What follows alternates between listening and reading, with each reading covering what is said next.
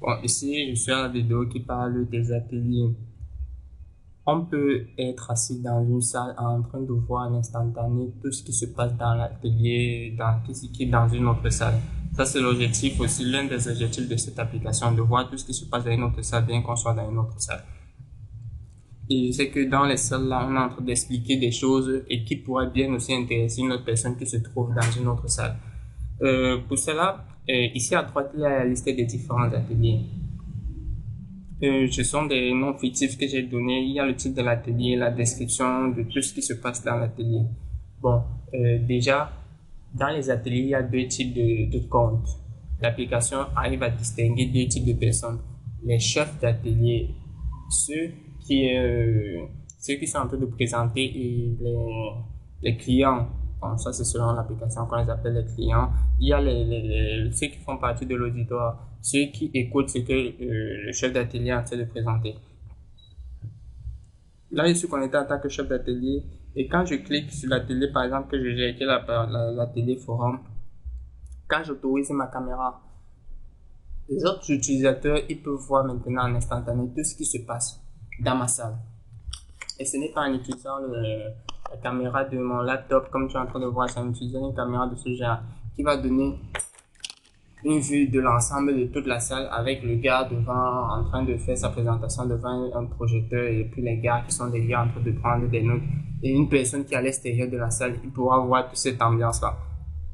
Par exemple, je vais aller, comme je suis connecté en tant que chef d'atelier ici, je vais aller me connecter ailleurs en utilisant Firefox, en me connectant comme un auditeur. Donc, je suis à Firefox.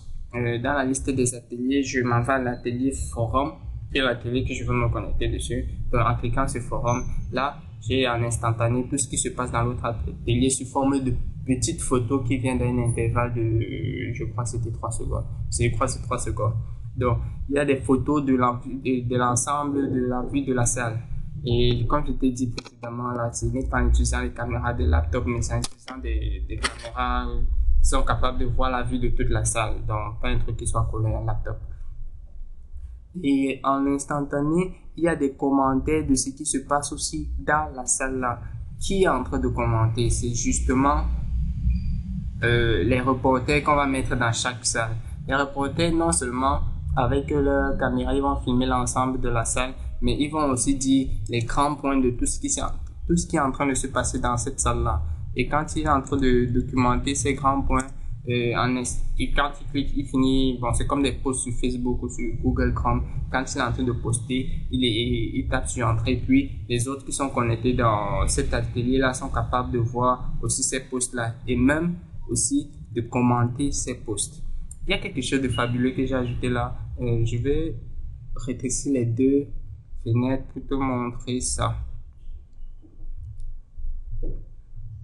N'oublions pas que avec Google Chrome, que je suis en train là où il y a ma souris, je suis connecté en tant que master. Or, avec Firefox, je suis connecté en tant que client. Déjà en tant que client, je ne peux pas éditer quelque chose ici là. Pourquoi? Parce que celui qui reporte, seul lui a le droit d'éditer. Or, quelque chose que j'ai ajouté de plus dedans, c'est que quand il édite, si tu regardes bien, en instantané, le client, il est en train de voir qu'il y a quelqu'un qui est en train d'éditer quelque chose, et en instantané, regarde. Quand je suis sur Google Chrome en tant que atelier, reporter, diffuseur, quand je suis en train de rédiger, le formulaire qui apparaît au niveau du client et au niveau de ma rédaction. Au point quand j'appuie sur entrée, voilà, tout ce qui ça apparaît en bas, et tout ça en instantané.